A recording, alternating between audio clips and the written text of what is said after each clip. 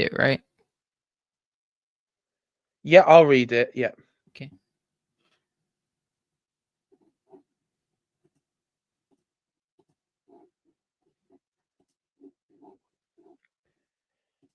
Hello, and welcome back to the Imperial Obituary, the mysterious death of the British Empire.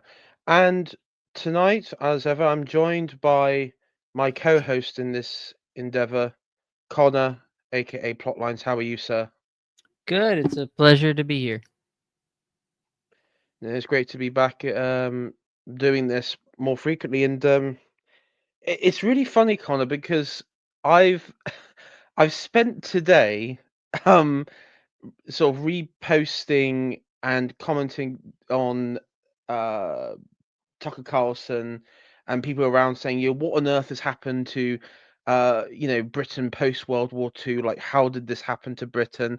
How did this, the greatest empire in history in terms of, industry scale and what have you, how was it reduced to this? And I'm like, well, to find out the secrets that you're looking for, you need to tune into my channel, and all will be revealed.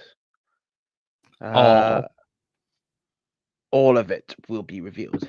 Yeah, you.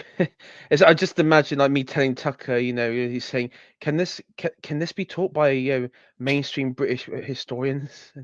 And he go, is it possible to learn this power? And I go, not from Tom Holland, it isn't. And uh, yeah, You are not from a the Jedi. Palpatine of this whole situation. Yeah, I'm the Palpatine of the entire right wing in Britain. Not from a Jedi.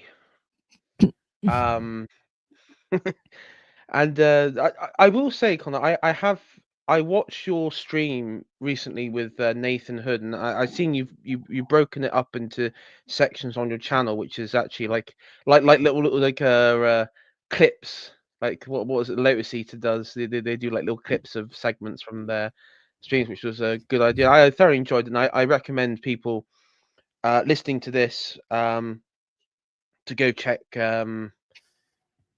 that stream out because well, it was sort of carry on conversation. I guess what we had on our New Year's stream, and you know, how storytelling is in its current state, and what where people on our side can go forward. Yeah, it was inspired by a question Nathan had on your live stream, and I just thought it was very interesting. I wasn't prepared to talk about it, on that stream, your live stream. So I thought I'd bring him back on to go into some real depth. No, and I mean it is it's quite interesting because if you think about it, we're talking about now, or Richard Hilton, I should say, has been talking about you know good governance, like where has good governance gone? That you have all these managerial hires who are just pure incompetent, who allowed this farce to occur, and for us to lose the empire, and we're now in 2025 we're talking about, I guess you could say it's similar in the not in the sense of it comes down to just competency, but also the people at the top of the time who I because I was listening through it and I was just thinking to myself, we all know it's diversity hires. I mean, a lot of these media companies, a lot of these people in um uh who write books, who get publishers and everything. We understand that there is like the prevailing um n- uh you know progressive worldview is imposed. I mean, I don't know about America, Connor, but in UK, for example, there has to be in the media sector diversity, inclusion, representation. So you if you any sort of filmmaking, any TV show, even any book and publishing house, there is it's like mandated by law, right? Um, Yeah, that's not mandated by law in the United States, though. The like to get awards, I think in Hollywood, at least recently, they made it so you to get nominated, you had to fit some requirements regarding that. But nobody, I mean, at the end of the day, nobody really respects uh, the Oscars except for No, producers and stuff like that. Like people in the club are the only ones. So really, and there's so much like self-publishing that it doesn't really matter too much in America as much. no, and today we've seen um with books. I mean, I would say in Britain the last frontier of um you know media that can be on our side is really in books and novels, in that sort of sphere. I mean, film and television is kind of gone because it is legislated against. And the thing there is, even if you wanted to like create something which was based, I mean, there is this. I was going to say, there's this film called The Admiral. It's called something. It's a Dutch film, but there's something in. There's another name for it in Dutch. I think it's another name for it in Dutch. But one of it came out in 2015, and one of the criticisms for it, because it's set during I think it's towards the end of the um, English Republic, the short-lived English Republic under Oliver Cromwell and then his son, um, just just around the return of Charles II, and it's mainly set in Holland though, um, and it received criticism because it didn't have a diverse cast, and also it didn't denigrate the Dutch culture or the Northern European people's culture at the time. It didn't mention, slavery or the East India Company, which was a major factor at that time. So it just didn't hit the usual nodes that if you create something like that. So and it did, even though it did quite well in Holland, it was like it's interesting because I've noticed like on the algorithm sense in the UK, for example, I did like a test run of it today. If you try and search it, it's like at the bottom of the page. It isn't there. Yeah, I have a subscription to BritBox, and I've noticed, I watch like old British shows there, and I just noticed Yeah. that it's most of it is entirely unwatchable, or it's like advertised with, you know, diversity, and that just means I have no interest whatsoever. Yeah, yeah, it's yeah, you cannot watch it, and that's what one of my takeaways from watch history. I'll get onto our point, um, onto the book in a minute, but this is just like a pre sort of build up sort of convo. But one of the things I took away from the stream was I do wonder if it's not really a question of just getting rid of diversity hires as such, or DEI or whatever, but I actually think, the people, the generation at this moment in time is largely corrupted. The people who occupy the space of storytelling are, largely corrupted. Apart from, you know, the exception. Does that make sense? Yeah, well, art is fueled by creativity and beauty, and when all the people making it are basically ugly, even if they're not like ugly on the outside, they're ugly on the inside. I don't really think you're gonna get much good out of them, even if you strip away the sort of the diversity hires, because if the culture that put in the diversity hires is going to be the same culture that's going to then try and make new art, and that art's going to flop just as bad as the diversity hires. Exactly, exactly, uh, I um I've when you look at the a lot of modern British shows, and you some and what you do is I funny word. We'll go about Star Wars for a sec. Probably a better example when they had I think it was one of the celebrations years ago, a couple of years ago now, when it was first announced. You had like one of the actors and one of the producers on like the set, and they um this is when we didn't know about the acolyte. No one really knew about it apart from rumors online that it was Sith. It was like some sort of murder investigation, and the Sith were involved. And it's on the surface, it sounded quite interesting, as a concept. If you're a Star Wars fan or what have you, but when it came to like them presenting themselves for the first time, they just it was massive chip. What I would say, chip on the soldier. Sorry, chip on the shoulder routine. They berated the the fan base, berated white people, berated men, and you know everybody. Anybody with half a sense was like, okay, this is nonsense, and checked out from it. Meant it was like, yeah, this is going to be crap, and it was. Um, so yeah, I mean, I'd say that's correct. In essence, I've checked out of like modern Star Wars or today's Star Wars since The Last Jedi. I completely like checked out, gave up. Wasn't fun. I will have, like barely pay attention to what's going on.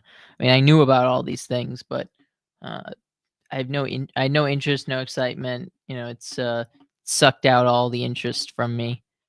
Um, so and Yeah, there's no way yeah, back from that unless the company was to so say go bankrupt and someone were to buy it out.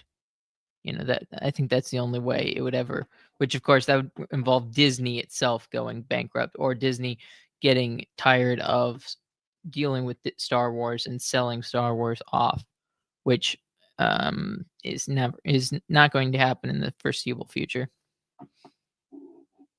yeah, true. And yeah, yeah, you're right. This the thing is, once it's like established, once the story's established and it's um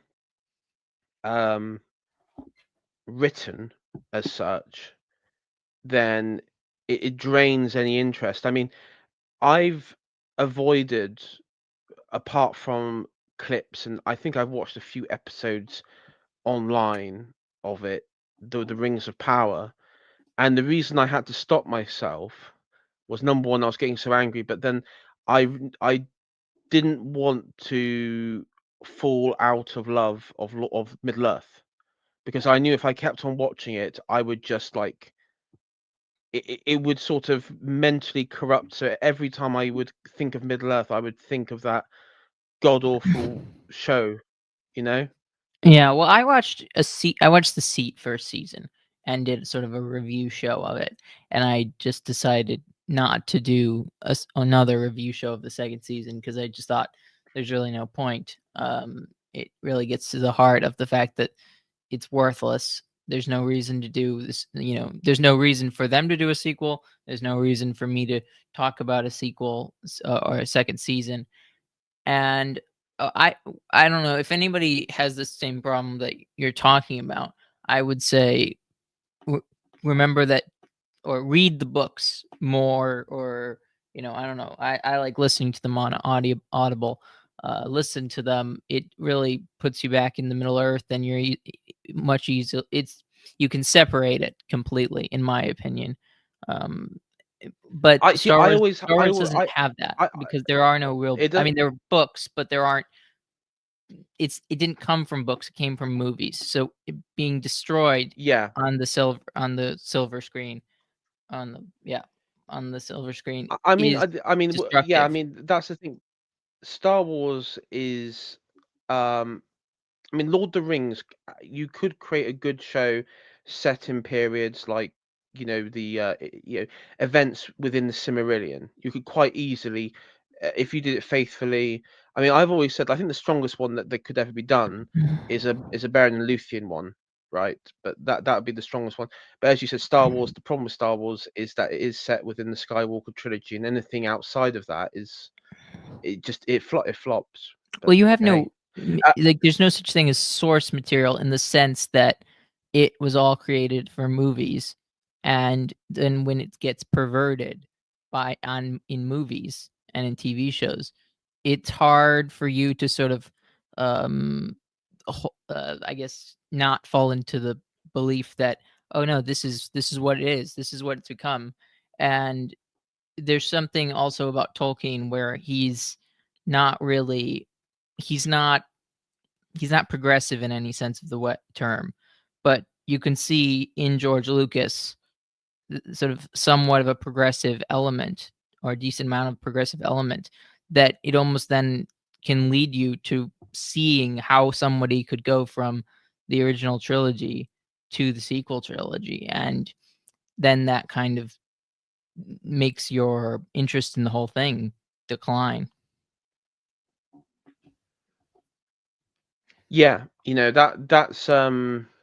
that's interesting. And I remember you saying that because I said I think before you joined on our New Year's stream, I said that Lucas in the prequel experimented with the fascistic character arc that you see with like Batman and figures like that. You know that the characters who are morally fascistic, but it's accepted because they uphold social order, and so it's accepted in the story. And I said with Revenge of the Sith is Lucas applied that to Anakin, but instead of upholding the social order, uh, in Revenge of the Sith, he sort of upended it and sided with the baddies, and it's one of those rare films where the bad guys won, and they didn't just win; they just like totally won. But even though we know in the full arc of all six films, we know what happens, but I thought that was quite an interesting move. I don't think it would be created today, and I don't think he would do it again today. And maybe he would have done, but with Lucas, he's always been interested in the spirituality and the like sort of esoteric elements of religion, which I guess a lot of liberal progressive types, because he is liberal progressive at the end of the day, wouldn't have that similar interest. Uh, Maybe that's the exception. I don't know. I would say that, uh, Anakin's arc is fascistic in the first or in the prequel trilogy, but I disagree that Batman is necessarily fascistic. I think left wing people see that as fascistic because given the fact that Anakin basically overthrows the moral order of the time, Batman is always trying because he's upholding the moral order, at least trying. I don't see him as fascistic because fascism requires a sort of a revolution of social order, and Anakin really does fulfill that. And Well, no, I would say Batman. The fact that he's like a vigilante that can uh you know change the when I say it's like morally fascistic in the sense of how he conducts himself in effectively being the vigilante, but being the sort of vigilante who can you know who gets away with it effectively, who goes sort of beyond legalism of the well, day. in some sense, he's state sponsored. To be honest, though, like I mean, often Yeah, with Commissioner Gordon. I mean, I'm also thinking of like that. Was it the '60s TV show? yeah. I He's mean, I'm basically thinking more of like deputized. the Batman Begins sort of thing. But yeah, I get what you're saying. I do get what you're saying. There is a difference there with Anakin and I mean, I do.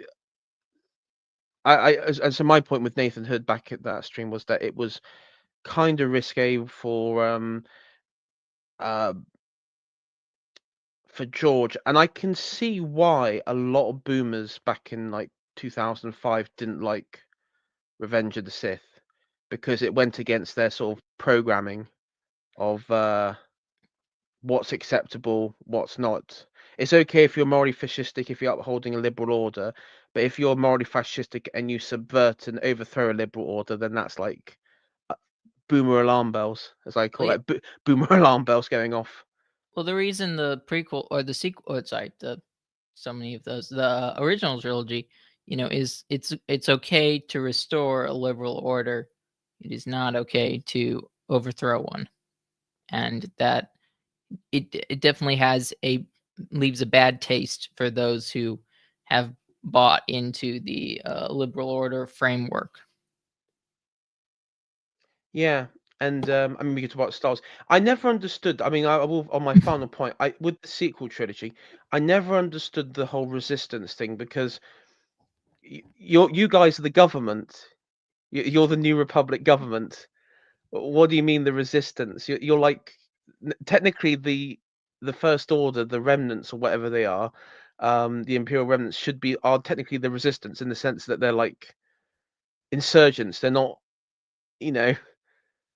Do you ever think about that? Because that's like, Yeah, well, I always thought it was just a terrible attempt at resurfacing the same sort of um, rebellion versus empire mentality, but you can't use the same words, so they're just going to use sort of resistance, like the French, um, and yeah, it doesn't make sense from a story perspective, but it makes sense only from this idea that our our liberal order is becoming fascistic again because people are prejudiced, or their sort of their psyche is resuming its fascistic tendencies. So from a internal battle, therefore they are the resistance. But also sort of politically they're the resistance, in our world, but it has nothing. It's completely complete disconnect. But do you remember that? I think we talked about that book, Bloodlines. Is kind of yeah, the that's right. Yeah. they make it so that it sort of makes sense by saying the New Republic was being taken over by the First Order, like a group of sort of secret members of this centrist party or whatever it was, are taking over, and they're going to centralize the government into a new empire. But then that doesn't happen actually in the story, and in the movies it doesn't happen. Just this whole republic gets blown up, or the capital gets blown to smithereens, which I assume would also involve the centrist senators. So I'm not sure what they're resisting. You're right, they're in power. They're resisting something they don't know exists. I don't know. Yeah. Bad I naming. I I know it is like really bad concept. Like it's just like a really bad concept. Like the fact that like okay, one barely city planet out of how many planets gets blown up, and it's like, oh no, the whole system's full. Imagine that. Like imagine like imagine where you live, Connor. Small town. Imagine there's like you like just think of a small town in your area. That area gets napalmed. The whole town's wiped out, and then the U.S. Country just collapses in itself. Not to mention, it's not even that important of a planet in the story, Well, because yeah, it's Hosnian Prime they're or yeah, something. they're rotating the capital. So the capital has existed in many different places. So they could just revive the capital somewhere else and have, and like I would imagine there'd be emergency senators. But then again, they've never actually told us how senators get elected. It's kind of like in the Clone Wars series. It seemed almost like they were actually appointed. Like Yeah, there wasn't a really a direct democracy of any kind. Each state or each planet appointed or got put in power, their senator through various means or different types of strategies. Sometimes they were appointed, sometimes they maybe were elected. I don't know. Sometimes they were just descendants of the royal family or something. Because there's such a variety of governments in what was the republic. Yeah, I've noticed that as well. There's like you got the Twi'leks homeworld that seems to be. I mean, let's be honest, it's like a real rundown, poverty-stricken world that relies on constant aid from the core worlds. Which I think Um, is funny because it's, they speak French or they have a French accent. Like, w yeah, does, what yeah, is that supposed to say? yeah, it's like base George Lucas again. Or is it like And Algeria? Is it like Algeria or something where it's like it's been influenced by France, but it's not France?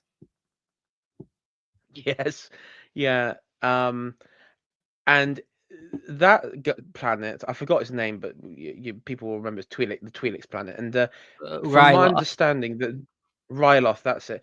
They are a pure democracy. They don't have a monarchy. They just elect their senator, and the senator is that big fat Twi'leks one that is corrupt and always hangs around Palpatine. Yeah, Um, and then they have the and resistance it got movement. over. Yeah, they have to resist because the separatists gained control of the planet, and there's a whole Clone Wars arc about recapturing it, which was kind of cool. It was a good arc I for think we early might Clone need to Wars. rename this I episode. Yeah, so we're gonna. I know it's been half an hour doing talking about it, but yeah. So yeah, good stream. Check out Connor's stream. Let's get, for goodness sake, let's get to the Richard Hilton stuff. What's Iron um, Duke gonna say? he'll be mad. He'll be very mad that we wasted 30 minutes on it. Um, I might put in chat. I might put in chat. Listen, we're just talking complete nonsense for the first 30 minutes. Skip to uh whatever let's say 28 minutes. Skip to 28 minutes, okay? Um, all right. So Connor, we're going to continue this one. So chapter 11, it's power politics in the nuclear age. Right, we'll do what we did last time. We'll read this, and I'll read this, and you can I'll read it all the way through, and then we'll sort of do our roundup review. Take notes, do what you got. People who are listening, take notes, and anything that's said, drop it in chat, drop it in the comments, and see what we got. Right. So, Chapter 11, Power Politics and Nuclear Age. The advent of the nuclear weapons has frightened many people who previously would not have bothered themselves about foreign affairs into taking at least a superficial interest in the sphere of human relations. Like most superficial studies by ill informed people, this has led to the unbalanced and sometimes almost hysterical conclusions. There is a tendency to believe that nothing in the realm of international affairs can ever be the same again. This is a dangerous fallacy. Over 20 years have passed since Hiroshima and Nagasaki, but international relations are still a jungle wherein the strong do very much as they wish and the weak nations go to the wall. Admittedly, on the surface, there is a veneer of respect for the United Nations organization, but it means very little. The United Nations did not save Hungary from Russian tanks in 1956. It condoned NASA's theft of the Suez Canal and condemned Great Britain and France for taking steps to rectify that illegality. It has closed its eyes to a completely illegal blockade on the canal by Egypt against Israeli shipping. NASA has now threatened to apply this blockade to ships of any country if they carry goods to or from Rhodesia.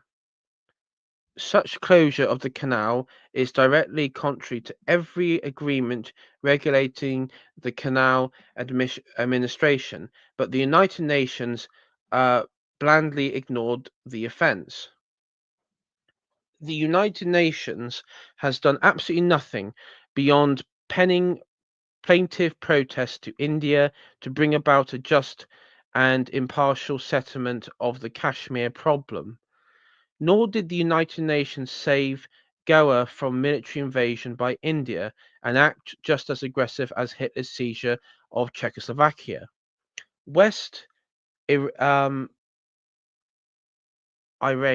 the former Dutch New Guinea, is inhabited by people entirely different from those of Indonesia by race, language, and culture. When Sukarno claimed this territory and threatened to take it by force, both the Dutch and the local inhabitants protested to the United Nations. They protested in vain. Once again, the aggressor, backed from some mysterious reason by powerful outside interests, got his way, and the weaker party, or rather the party not backed by those powerful outside interests, went to the wall. Power politics have not ceased as a result of the nuclear age. They have simply moved with the times and brought the technique up to date. Below the surface, armed strength and not the justice of any international dispute decides the issues exactly as it is, has always done. To show how power politics operate in this nuclear age, let us take the example quoted above of Indonesia.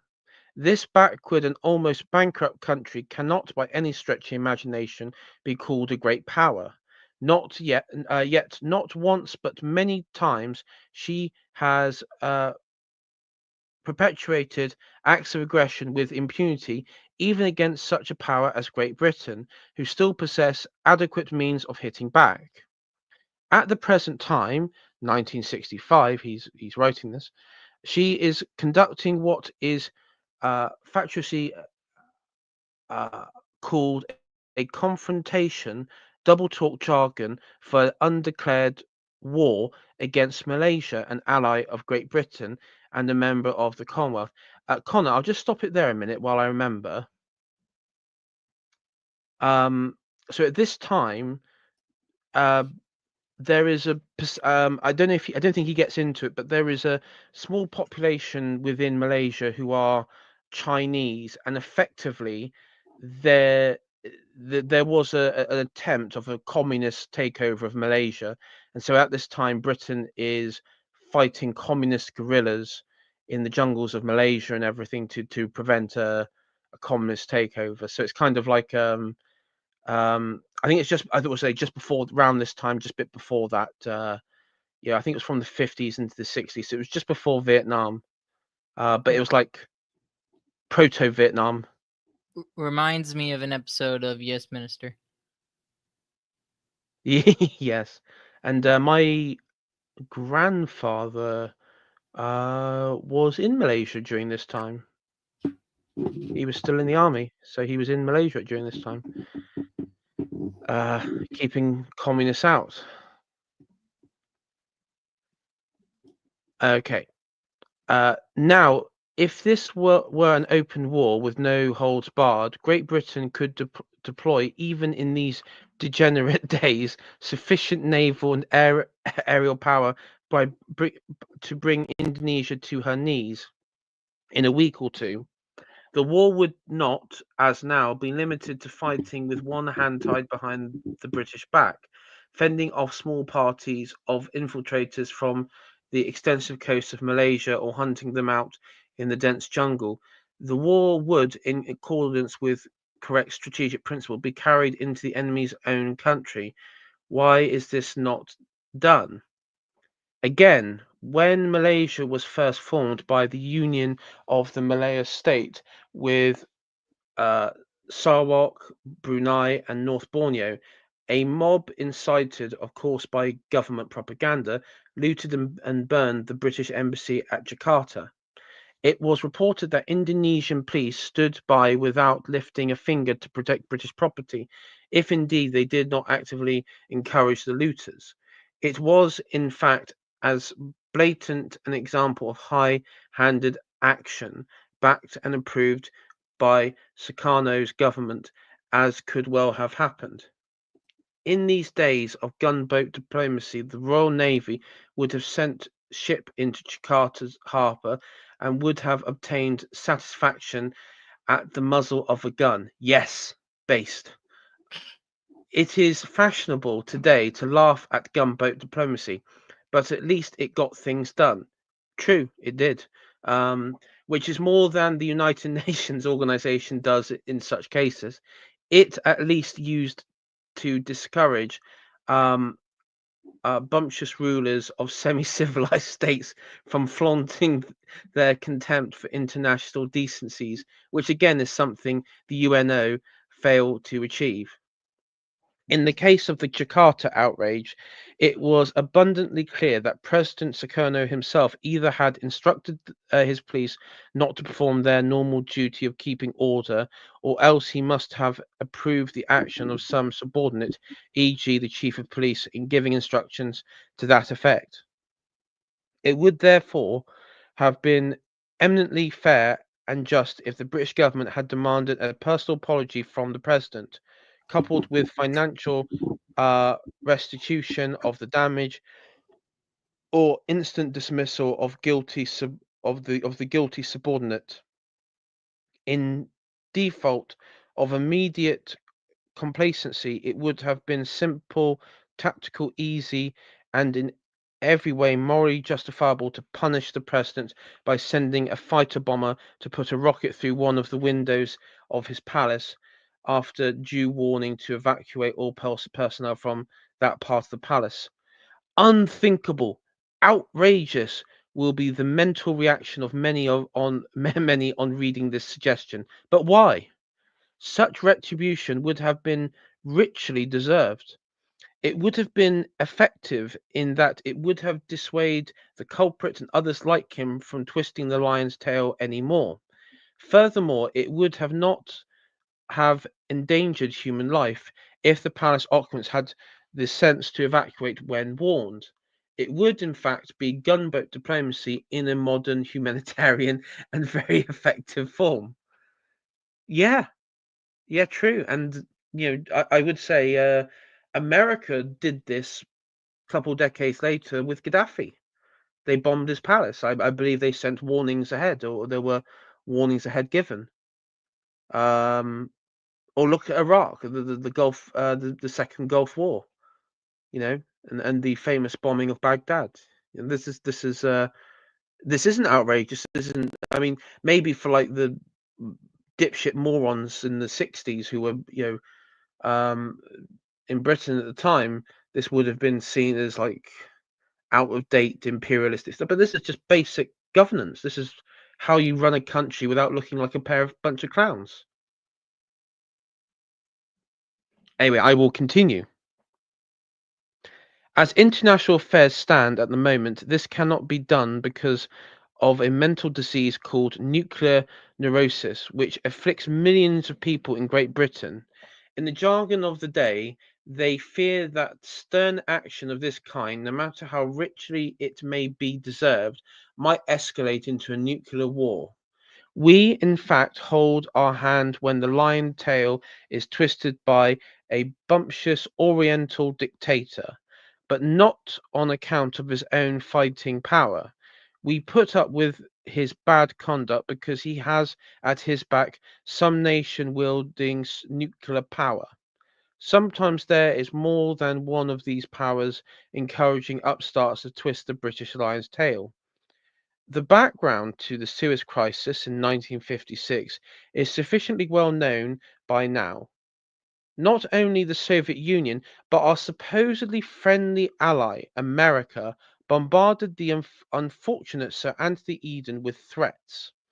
The American Mediterranean Fleet even tried to block the path of the Franco British combined forces on their way to Port Said. This plane this plan only failed because the Americans had underestimated the determination of British naval officers. However, the war of words continued, and in the end, it browbeat the British and the French governments into surrender because the ultimate threat of nuclear action was held over their heads. Um, I also will add, as we know from the Alan Curtis documentary, there was also financial shenanigans by Truman and people in America that uh, you know, run on the British pound. But I would also say, sure, I guess the military were threatened with the risk of nuclear war during this episode. Power politics during the first decade of this century mainly concerned the six great powers of Europe, namely Great Britain, France, and Russia, on the one hand, uh, and Germany, Austria, and Italy on the other. The first three had grouped themselves into the Triple Entente, while the last three were known as the Triple Alliance, Italy being by no means the enthusiastic partner. Together, the six were sometimes called the Concert of Europe, rather satirically perhaps, for their music often lacking harmony. Um, be that as it may, their function and for many years their very real value to humanity lay in their ability to sing sufficiently together to avoid a general war over the many crises which sprang up among them. America, the seventh great power, at that time kept aloof from the delicately balanced affairs of Europe. She contented herself with complete supremacy throughout the two American continents, in accordance with her traditional Monroe Doctrine, and with spreading her sphere of influence over the Pacific Ocean. Within that vast region, she pursues, pursued an imperialistic policy, not only acquisitive of not only acquisitive but unscrupulous. In 1898, for example, she picked a quarrel with Spain over the alleged sabotage of the American battleship Maine, which had visited Cuban waters to protect American citizens during one of Cuba's many rebellions. The Maine was sunk in Havana harbor by a mysterious internal explosion, and the fiery slogan, "Remember the Maine," was fully exploited by President Teddy Roosevelt and by the Hearst press to rouse the American people to pitch of war fury in much the same way that Pearl Harbor served later. But there was this difference. Some years afterwards, when the Spanish American War had transferred Spain's colonies, Cuba, Puerto Rico, and the Philippine Islands into American custody, the battleship Maine was salvaged and discovery was made that whatever may have caused the fatal explosion could not have been due to the Spanish action. Now, with the rise of the Castro regime in Cuba, the old war cry, "Remember the Maine," may echo rather wearily in American hearts as the symbol of an essay in imperialism that has since gone wrong. Over much of the rest of the world, thanks to Great Britain's two power naval standards, the Pax Britannica continued without serious challenge. The whole world, in fact, was kept at peace by a balance of power among than half a dozen big nations. There was one other power forging rapidly ahead into the select club. Japan had astounded the world by her rapid advance from medieval isolation. Her victory over Russia in the Far East had unquestionably qualified her for membership of the Great Power Club. At first, however, her distance from Europe had made her no cause for anxiety, except perhaps to Russia and America. Such were power politics before the Great Cataclysm of 1914. Each of the eight great powers had certain spheres of influence in which the great power could use military force in reason without serious risk of interference by any one of the other seven. Within this general framework, minor powers in those days also enjoyed a complete and genuine independence. Each had its own army for maintenance of internal order and for resistance against invasion. Many of them also had their own small uh, navies for the policing of their own territorial waters. A few had the additional strategic um, com- commitment of protecting or pacifying small spheres of influence or colonies of their own. It is the advent of the nuclear armaments and nothing else that has affected so much of this pre 1914 picture. Nuclear armament and all comparison with the conventional weapons of the sea, land, or air that suffice before, quite small and poor nations used to be able to afford um,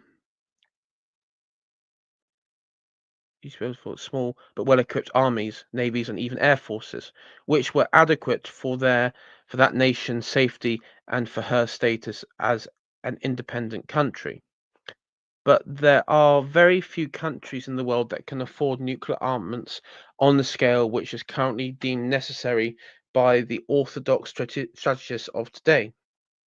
This is the crux of the whole matter. Up to 1914, the world contained eight great powers, including one new candidate entering the club. Let us first see what has become of those eight today, and consider whether any new candidates exist. Of the six European powers of 1914, Austria-Hungary has disintegrated. Italy, after a brief spell of glorious swagger under Mussolini, has relapsed into respectable bourgeoisie state without external ambitions. Germany, temporarily split into two, no longer strides the world like a colossus.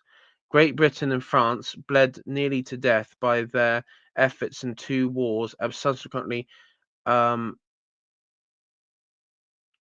urged out their colonial empires, cannot for the moment claim the global stature which was theirs before 1914. Russia alone, among the European concert of the former days, still stands out as a very great world power. She is only challenged in this by the United States. Japan, the young uh, stripling of 1905, has, after a flash of Far East dominance, been relegated to the status of a virtual satellite of America. At the present moment, and it is important to stress that this transient nature of this statement, that there are only two really great powers in the world, America and the Soviet Union, for only they can afford the gigantic expenses of nuclear arms race. Their latest tendency to carry out arms races into space will plunge their defense budgets far into the realms of lunacy. The present cost of subspatial weapon stockpiling will seem but a flea bite in comparison with the mounting costs of the superspatial war preparation. It is doubtful whether these two rivals will be able to maintain this pace for long. It is certain that no third power can afford to join them in this lunacy. At first glance, this may appear to be mean that no country other than these two space-age giants can be truly independent, since no other can afford to participate in their mad space-age rivalry. In reality, it means nothing of the kind. It is not even true to say that no nation can be truly independent unless it can afford to pile up an immense stock of nuclear warheads, together with long-range rockets to carry them. All that any nation requires in order to be immune from nuclear blackmail by either of the two massively nuclear powers is a sure means of striking back at an aggressor in a way that the aggressor's own people would find intolerable. Let us suppose that some small country, uh, Ruritania, is, I think he's making this one up, by the way, is threatened today with nuclear destruction of its cities if it does not follow a policy dictated by, say, the Soviet Union. That small country might be safe in defying the threat, provided that the other big nuclear power, America, openly supported the threatened little country.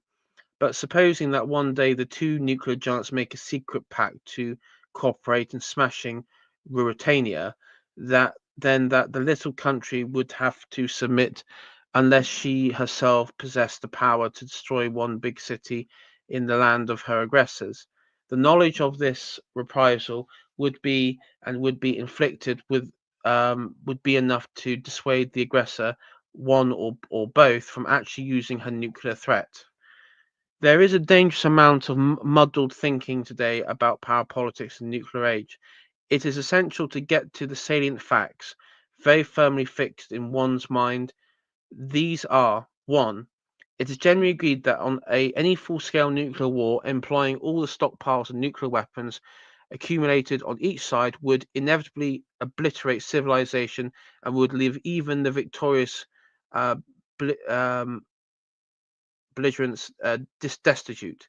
Consequently, nobody but a raving lunatic would even initiate a full scale nuclear war. What then is the use of stockpiling nuclear weapons? 2. Nuclear arms, though useless as a sane means of making war, are inevitable to a large and aggressive power for bullying smaller nations into subservience. They are also essential as a deterrent against this form of nuclear blackmail. The bullying, uh, threatener of nuclear doom must be confronted with the certainty that retribution will follow aggression and sufficient force to make aggression not worthwhile. Now, if nuclear power is in the hands of two great nations, as at present, then small nations can enjoy a modicum of indirect protection from nuclear blackmail, from the hope that the two giants will deter one another. But there is always the danger that two giants may cooperate, as in the case of Poland, 1939, with the Ribbentrop-Molotov Pact. The sad fairy story of the babes in the wood is regrettably true to diplomatic reality today. Incidentally, if ever the whole world lies under the control of one government with a monopoly over all nuclear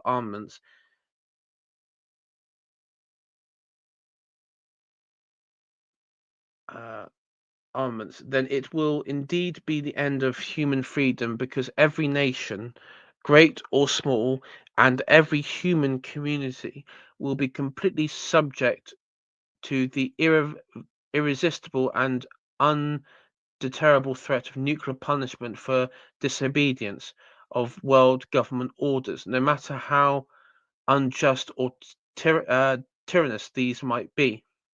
3.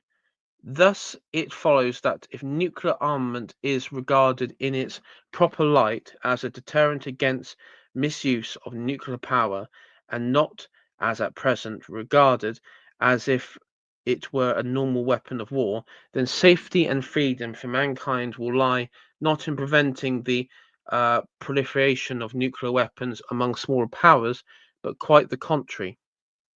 The more nations there are who possess the means of hitting back effectively, the less chance will the nuclear giants themselves have of bullying smaller powers by means of nuclear blackmail.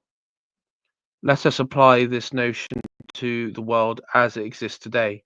The two nuclear giants, America and Russia, temporarily act as a sort of mutual brake upon any tendency of one or the other to go too far in the application of nuclear blackmail. But the risk of a diplomatic deal between those two to rule the whole world as a condominium is too feasible to be neglected. The smaller nations will never be secure in their national freedom until the number of nuclear armed powers is increased from the present two up to at least a dozen. As explained already, it will not be the least necessary for these newcomers to enter the space age contest or even be um, accumulated enough rockets and warheads for a prolonged mutual bombardment. All that they need will be something to convince any prospective nuclear aggressor that nuclear attack will not be a one-way business. There are in the world today at least five powers other than America and the Soviet Union whose economic resources and industrial potential are quite sufficient to provide the amount of nuclear deterrence. These five are: 1. Great Britain, with or even without, if necessary, the white nations of the Commonwealth; 2. France; 3. West Germany, with or without the rest of the common market bloc; 4. Communist China; and 5. India, with or without help from the rest of Afro-Asians. This makes, with the two existing nuclear giants, America and Russia, a grand total of 7 world powers who would qualify strategically as great powers in this nuclear age. To these may perhaps be added an eighth, South Africa and her neighbours in the southern tip of the continent in South Africa and Rhodesia, do not in due course return to their natural affiliation, the community of white nations of the British bloc. Given the same standard of British diplomacy which used to enable our country to manipulate a balance of power between the great powers of Europe, it should be possible to maintain a small balance between half a dozen or so nuclear powers listed above. Already some of them tend to arrange themselves into opposing camps. Thus we see the United States opposed both to Communist China and, to slightly less extent, the Soviet Union. We see the Afro-Asian bloc almost rapidly opposed to South Africa and now to Rhodesia. We see a tendency in West Germany towards a policy of reunion with East Germany and towards a uh, recertification of the Polish frontier ideas, which put them in opposition with the Soviet Union. There is a violent tension between Communist China and India. There is a French desire to dominate the common market or else leave it. Thus, among the nuclear powers of the immediate future, to say nothing of the tensions between lesser powers, there are at least half a dozen cases of mutual bickering smouldering at this moment. There has never before been such a favourable opportunity for the United Kingdom, closely linked with Her Majesty's other kingdoms overseas, to play a traditional British role of holder of the balance of power. The first essential step will be to disentangle the British bloc of nations from all existing international commitments. We are no longer directly concerned in the quarrels between dollar imperialism of America and communist imperialism, whether of Moscow or of Peking. To put the matter bluntly, America has been just as harmful to British interests as have either of the great communist powers. If there ever was a time when the Western alliance made sense, that time is over now. In the interests of Great Britain and the white nations, the Commonwealth, we should adopt a policy of armed neutrality in this particular tension. If the United States and the Soviet Union find that their quarrel is irreconcilable, let them fight it out alone, while we maintain the same detached attitude that America herself adopted during the first 2 years of each world wars. Again, if the ideology quarrel between Russia and China becomes genuine and can't say the bloody word today, um, irreconcilable, it is no concern of British diplomacy. Let them fight it out between themselves. It will be the interest of the British nations that those three giants should weaken one another in a three uh, concerns, three cornered strife. Our only concern should be that they do not start a global nuclear war and that they cease henceforth to meddle in British affairs. It is to ensure those two conditions that we need a British nuclear deterrent. The fallacy that nuclear armament is beyond our economic reach or that it is no use to us has had such a long and unchallenged start that it is difficult for public opinion to take a more balanced point of view. Lip service is given all round to the word deterrent, but the world does not really believe that the deterrent will be effective. This view is foolish pessimistic. Recent history already provides two examples where an almost equally horrible weapon, gas, affected was affected by the presence of absence of a deterrent. A. Example of success deterrence. During the period between the two world wars, the military literature of most civilized countries gave great prominence to the essays and articles uh, uh, predicting the decisive and massive use of gas in the coming large scale war whenever it should break out. Judging from these, and they were generally written by people who had made war gas their particular study, the reader was almost persuaded to believe that nothing much except gas would count as an effective weapon in future war. It must be admitted, though, that theoretically the gas expert had a strong case. Their position as a military prophets was very similar to that of prophets of nuclear war today, but the simple fact is that no gas at all was used by either side during the 56 months of the Second World War, despite the fact that both sides started the war armed with vast stocks of gas, and despite the fact that the issues at stake in this struggle were tremendous. In the case of Hitler's Third Reich during the final year of the war, the choice was nothing less than the unconditional surrender and its inevitable consequences, war trials for the criminals, and the utter destruction of Nazism, or else a bold and by no means hopeless bid for victory through a ruthless use of gas on London. To make this example of deterrence even more convincing, it must be remembered that Hitler by this time had developed a um, paranoid megalomania. He was, in fact, just the type of mad dictator whom the nuclear prophets of doom often hold before our eyes as one who might trigger off a nuclear war. When then was the factor which the prophets of gas war had omitted from their calculations? It was simply human nature and human common sense.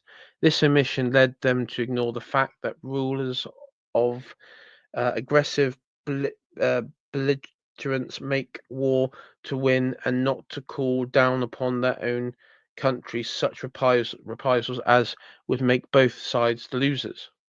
The only advantage to use of terrible weapon of mass destruction is that you have a weapon which the enemy has not got, and against which has no protection or redress.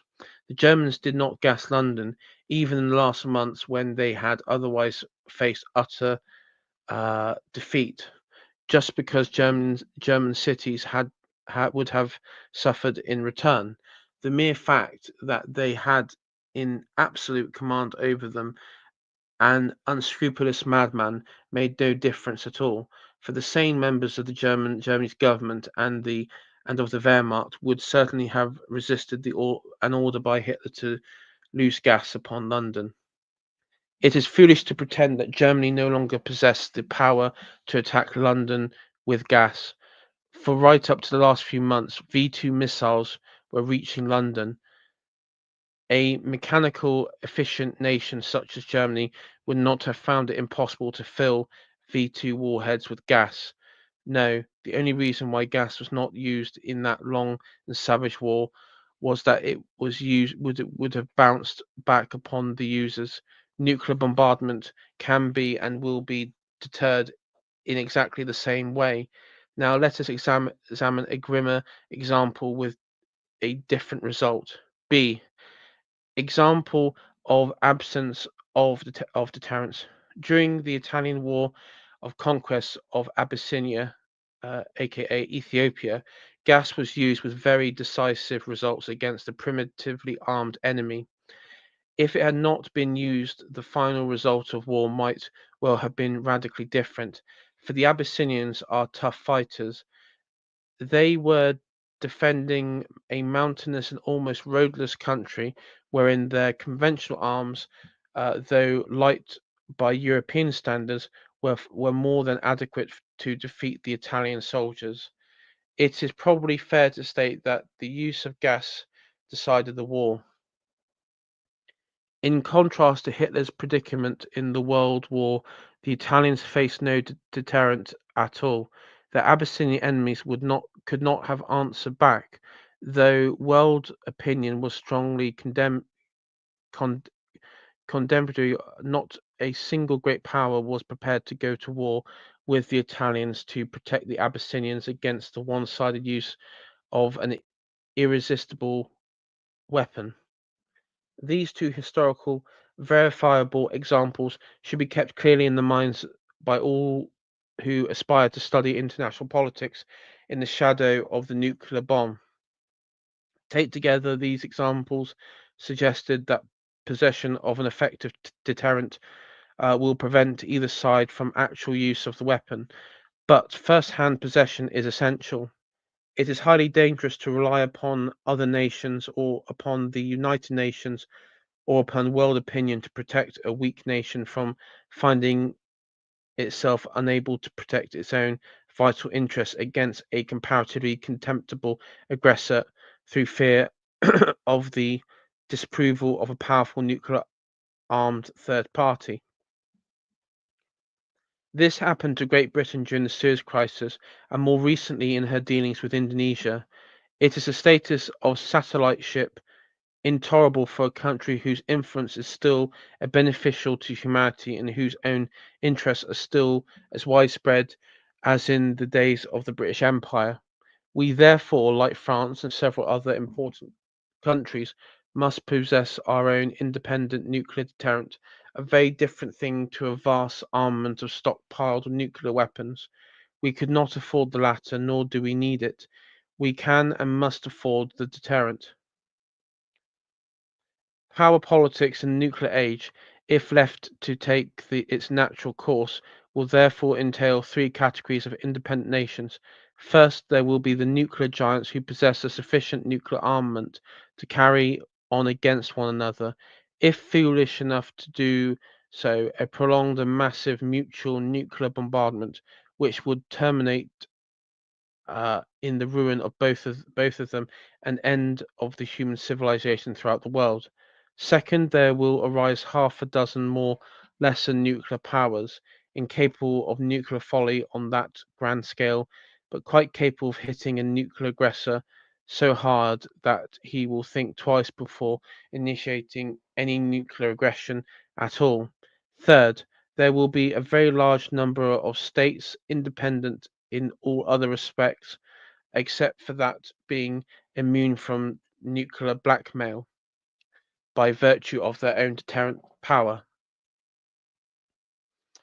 There will be these will depend for international justice, as minor states have always depended throughout history upon the breaking effective caused by mutually suspicious among the nuclear armed groups of powers. International peace, or rather the avoidance of a third world war, will depend, just as it depended from 1815 to 1914, upon a balance of power, at least half a dozen nuclear armed states, each one of whom, apart from its own selfish interests, will share in common the overmastering desire to avoid a general nuclear uh, conflag- uh, conflagration. Unless some dictator arises even madder than Hitler and with infinitely greater power over his senior subordinates than even Hitler possessed, it is unlikely that a single nuclear bomb will ever be fired in anger. this certainly does not mean that war will cease altogether, any more than it will be ceased in the War Free um, World War Free century. Free as in FREE century, 1815 to 1914. There will be, as now, innumerable confrontations, undeclared minor wars, cold wars, guerrilla wars, and resistance movements, sponsored and nourished perhaps by outside aid, but these will never escalate into world war simply because the nuclear arm, instead of being as now an instrument of nuclear blackmail, will have become what it ought to be, its own effective deterrent.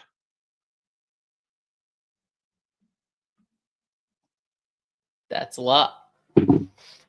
That is that. So this is the nuclear. So what are your thoughts, Connor?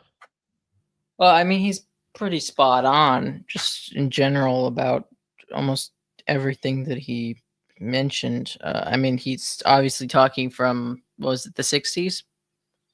Yeah, the 65, so mid to late 60s at this point. Um, War hasn't taken place. There haven't, or sorry, wars have been taking place. There haven't been nuclear strikes, at least not on the same level as somebody might fear. Everyone talks about World War Three, but it hasn't happened. I mean, thinking about it at that time, he was writing just after the Cuba Missile Crisis, where the history books tell us that this was at a point where the Soviets were putting nuclear missiles on Cuba, and that they could strike Miami, they could strike basically the whole of America in on its doorstep. And there was a lot of, from my understanding, from like parents and things like that, there was a lot. And I don't know if you've asked older generations where you are, but it's something that a lot of people at that time were genuinely frightened of, that they thought that this would be um, the end. Yeah. Well, it's interesting because now the Soviet Union has collapsed, and now sort of we live in a multipolar world again. Which I was just listening to an interview with Marco Rubio, the new Secretary of State, and he's kind of talking, not fully, but he's talking sort of like Richard Hilton is in this book, which I'm not sure I fully believe him about his opinions, but at least I think he knows where his bread's buttered. I think because at this time, America is. I mean, let's be honest. America in the 50s. Um, I would say America in its pre-Vietnam era, 50s, early 60s was peak America, peak power for America internationally and everything else. I think from Vietnam onwards, it was a bit downhill for America. Um, I do think that what, like, probably with Trumpism at the moment, is that there is this feeling within the Trump movement and within a section of American elites that it is basically America is sort of retained to an isolationist perspective, in the sense of it's focusing on its sphere of influence in North America and Latin America, and um, like, I mean, I know Trump's been saying, "Oh, he's going to buy Greenland, take back the canal, and conquer Canada," but it does give us give a perspective of what his interest. I mean, he is thinking in like uh, in the sort of like just pure continental things, and he hasn't really talked about any like Asian or Pacific or European strategies at the moment. I mean, I know that it would not surprise me if his team want Britain, and particularly Farage, in Britain, so they could be like the scouts for Europe, for Western Europe. Yeah, Um, Trump's planning a different version of a D-Day. yeah, He need yeah. he's playing Hoi 4, and he needs to get Britain on his side so he can have a landing. Yeah, I mean that is always like the American any American administration government, they always want Britain to be their point man in Europe, right? And that's why uh that's why a lot of there was a lot of during the referendum on the European Union, there was a lot of American interests that were like, no, England has to, Britain has to remain in the EU. I think we even had like intervention from Obama and Hillary Clinton and this sort of swampy creatures as you call them. Uh,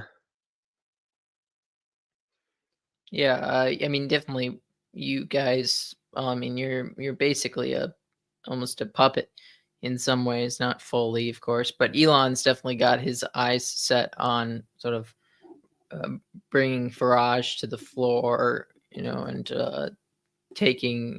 becoming prime minister. So, but I'm but I, that's I beyond mean that's beyond Trump's terms. You know, I mean what's quite blackpilling is like Richard Hilton was just sort of like signing off the like the end of an RPG game, you have like the good ending, the neutral ending, and the bad ending. Now he signed off. He was sort of signing off like the possible endings, or like the good ending and the neutral ending. Unfortunately, history has chosen the bad ending for Britain and America, mainly Britain though, well, because it's we funny didn't. that Richard Hilton talks about the degenerates in charge of Britain. I'm like, okay, well, that was in the '60s. Talk about Yeah, degenerates now. yeah. I believe he's talking about the Tory politician and the sort of because I mean Labour Party at this time was still relatively new, but you also had the Tories who were um in his mind betrayed the British people into giving up the empire as well. So he has like this in his mind they're just all like anti-British scum, which is I can see is I don't disagree with him. I mean, yeah. I was gonna say, Yeah. isn't that basically the zero seats mentality? It is kind of the proto zero seats mentality. And of course, the poor Richard Hill at this point, he's like in his mind, South Africa. Bearing in mind what this is white rule South Africa, and Hmm. Rhodesia has a future. Little does he know that in you know less It'll than 30 years of writing, it's it's gone. Yeah, it's only a destruction. Yeah, I mean it's I mean it's literally the worst ending. I think also at this point and any sort of independence from the United States, I believe, was severed with Margaret Thatcher and Reagan.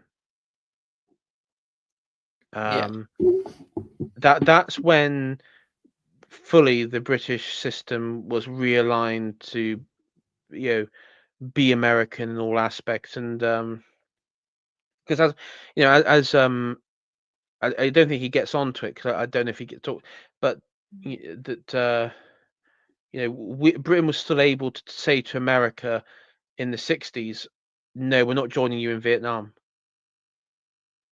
And, the American government couldn't. I mean, today, they probably would use economic, possibly even like NATO based threats as we're going to withdraw this, and this, and it would damage the British economy or something like that if you don't help us. Back then, I don't think America could enact that sort of um, policy. Even if they did, they wouldn't be able to do it effectively, and because they're all America was on the back foot at that point. Uh, and it's interesting because we saw that in the Oceans Apart series and with Adam Curtis, and a lot of the reason I said this before, but a lot of the reason why we didn't go into Vietnam with the United States was because of in the civil service at the time and in government, there was still bitter resentment over the Suez Crisis back in '56. yeah. Um, is there anything you wanted to add from the chapter? Not really. It's a lot, and probably will need require a few more readovers to fully get Yeah, everything. I, But I yeah, I mean, mean, it's just a sort of basic politics, I guess. I mean, power politics is necessary, and that's kind of what Marco Rubio was saying uh on I think it was Megan Kelly's show today. yeah. Is that Um, the well, I United mean, States going back yeah, to that? it is, and one thing that's quite interesting. I don't know if this where this change came in. Maybe it was Kissinger. I know some people say it was like Kissinger was sort of instrumental in this sort of change of American foreign policy, where it was like it wasn't as like naive and idealistic as like spreading democracy and all that sort of stuff. But um, one thing that Truman and I think he did this on an idealistic perspective was that Britain and France, particularly Britain with Suez, was condemned for its gunboat diplomacy. That we could settle a diplomatic incident with military force was just totally beyond the realms of acceptability in the post 45 world, even though that is how diplomacy had been done by Britain during its empire and how powers had engaged in diplomacy even before.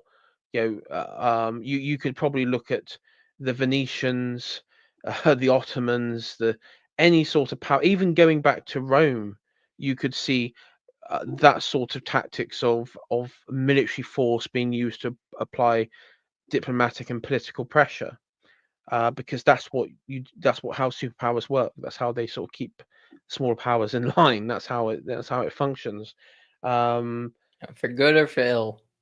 yeah, that's just the reality of the world. And if you're in government or if you're in the business of governance and you go against that, then you have no reason to be there in my mind. But one of the thing is that that time America was like the American government and Truman was like, no, you cannot do that. We're going to use this, this talking shop of the UN. But then fast forward, you know, 20 plus years in the United States, and you go into the Reagan era, and in some ways, I use the example of like they bombed Gaddafi's palace, or Iraq, or American intervention in Panama, against the Noriega regime. They quickly America sort of learned that it had to use gunboat diplomacy as a way of keeping it and keeping its influence. Though, so they did. It was sort of you couldn't just use I guess someone like AA would say like Fox mentality. You used to have to use some physical force as a way to maintain it. Um,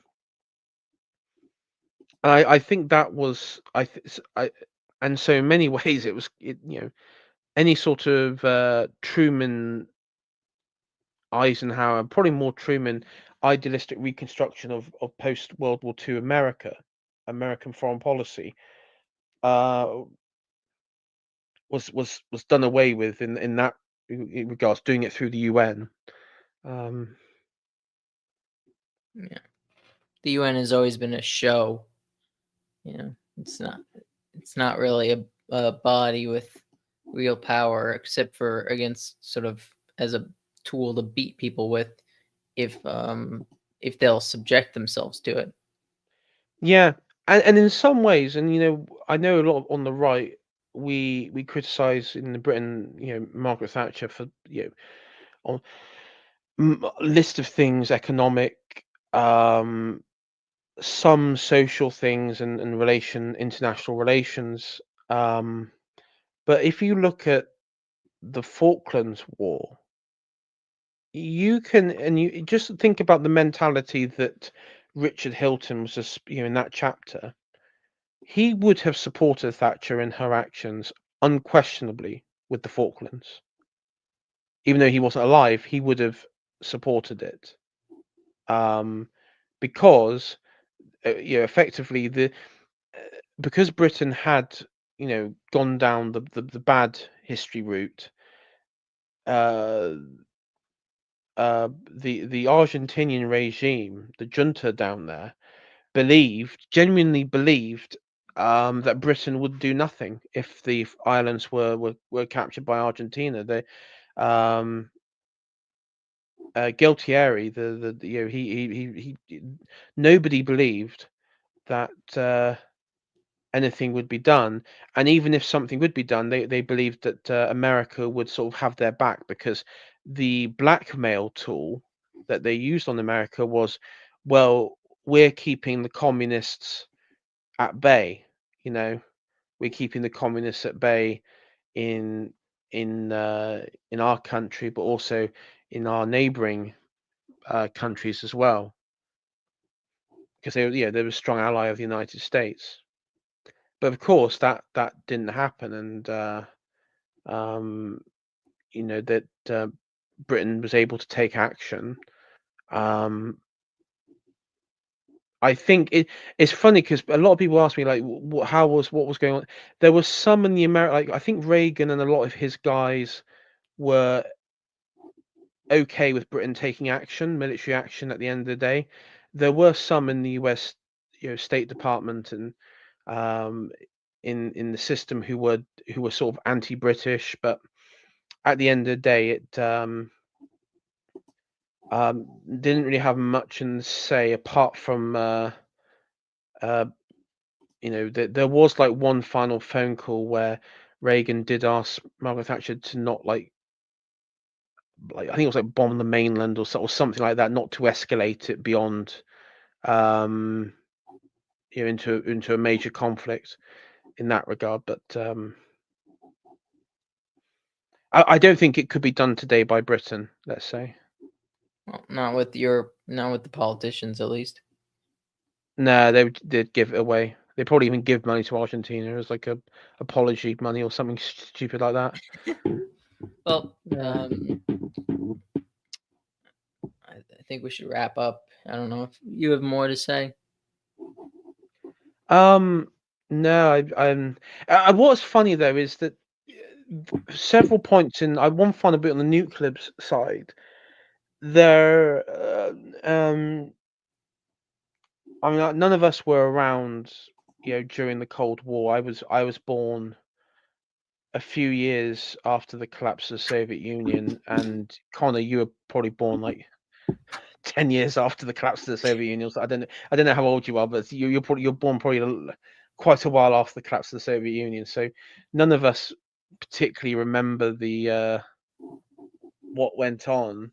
We don't know what went on, but what I do know on the sort of like culture, the history of the culture, is that several points there was like rampant, you know, readying the populations for nuclear war, and then you had like this point in the 80s where, and you could say it was like state managed in some ways, like the way that MAGA movement is sort of like it's like a WWE storyline, wrestling storyline, where you had like this, and I think it was coordinated as a, you know, you had Reagan who was shot. I don't, and I'm not saying that it was a conspiracy. He was shot, but he was shot. You then had um, this new chap at the Politburo who took over, Gorbachev, who was considered like a moderate within the Soviet hierarchy, and also you had like these TV shows like Threads and The Day After in the United States, these TV films which depicted like the horror of all-out nuclear war that would wipe out most of humanity. And I think that, and also there was like in America there was like this little girl that wrote to the leader of the Soviet Union or something like that at the time. So there was a lot of in the culture. There's like a lot of you know this sort of coming together, kumbaya sort of nonsense. Um, in my mind, it was brought together because then that's what brought Reagan and Gorbachev together. I think there was behind the scenes this agreement, possibly as early as the early 80s, that listen, we can't continue this. The Soviet Union, couldn't continue because they were being subsidized um, by I think by foreign aid for their farming. So it it couldn't continue. The Cold War just couldn't continue in its current form. Um, and so uh, I think Gorbachev was put in basically to sort of dismantle it all in an orderly fashion. Hmm. Yeah, I can't speak to that. I don't know. I know a lot of Russians believe that Gorbachev was installed to dismantle Russia. Let's say a lot of Russians believe that. Um, but yeah, Gotcha. but yeah. Apart from that, no, I've that's that's that, and I mean he was proven right in the end of the day because there was no nuclear war, and even today with Russia, the war in Ukraine, there's been no like hint or mentions of use of nuclear weapons or using any sort of nuclear, apart from like the odd hysterical NAFO spurgy article that comes out every once in a while, but there's no serious reference to nuclear war. So I mean, Richard Hilton has been, is correct because it's a way of assurance of keeping your sovereignty at the end of the day. Yep, definitely. And it's like I think it's a line from yes, Prime Minister. It's like if they have the bomb, we have to have the bomb. Yeah, that's the that's the that is the running joke of you know the submarine, Polaris submarine, and Trident, and um, yeah, it's Yeah, good it's true. times, Yeah, good good sketches. times. I will say because we are coming. I think we haven't got many chapters left, and we off screen we talked about doing like a pre-recorded one, um, uh, a pre-recorded one for chapter 12 where I read it through and then we sort of react. Um, but what I was thinking was soon we're coming to the end of the book, but of course it isn't the end of the story in the sense because Richard Hilton died and you still have the 70s and 80s and 90s and up to modern day. And so I was Mhm. thinking, Con, of how we could fill it, and I was thinking maybe like Peter Hitchens, I really want to get into, and I sort of rediscovered it this week, but the myth of Diana, of Princess Diana, and around that time of the Blair era and the myth of Princess Diana, because that is, I mean, if you want to talk about like brain rot and poison, that is like just you know just unimaginable levels of stupidity. It is incredible. It really is. Um, so we might cover that as like a post. I'll call it like a post imperial, like a post imperial death. A Um, post obituary. yeah. All right, kind of. Thanks for coming on. Thank you, everyone in chat and people Awesome. watching. Check out Plotlines on YouTube and subscribe to this channel and to get more of this content. And I'll see you all next time. Bye.